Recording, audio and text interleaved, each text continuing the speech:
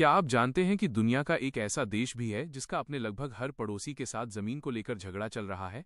जी हाँ, हम बात कर रहे हैं चीन की। आज के दौर में जहां दुनिया शांति और व्यापार की बात करती है, वहीं चीन की विस्तारवादी नीति यानी एक्सपेंशनिस्ट पॉलिसी ने पूरी दुनिया में एक अजीब सी हलचल मचा रखी है। अगर आप नक्शे को ध्यान से देखें तो आपको समझ आएगा कि चीन सिर्फ अपनी सीमाओं तक सीमित नहीं रहना चाहता। चाहे वो हिमालय की ऊंची चोटियों पर भारत के साथ सीमा विवाद हो, या फिर दक्षिण चीन सागर की लहरों के बीच वियतनाम, फिलीपींस और मलेशिया जैसे देशों के साथ टकराव, चीन हर तरफ अपनी दावेदारी ठोकता रहता है। असल में चीन एक पुरानी थ्योरी पर काम करता है जिसे वो अपनी ऐतिहासिक विरासत बताता है, लेकिन सच तो ये है कि इनमें से ज्यादातर दावे अंतर्राष्ट्रीय कानूनों के खिलाफ खड़े नजर आते हैं। सबसे ज्यादा तनाव तो ताइवान को लेकर रहता है, जिसे चीन अपना हिस्सा मानता है और उसे पूरी दुनिया से अलग थलग करने की कोशिश में लगा रहता है। सिर्फ जमीन ही नहीं, समुद्र के नीचे छिपे तेल और गैस के खजानों पर कब्जा करने के लिए भी वो छोटे छोटे द्वीपों पर अपने सैन्य ठिकाने बना रहा है।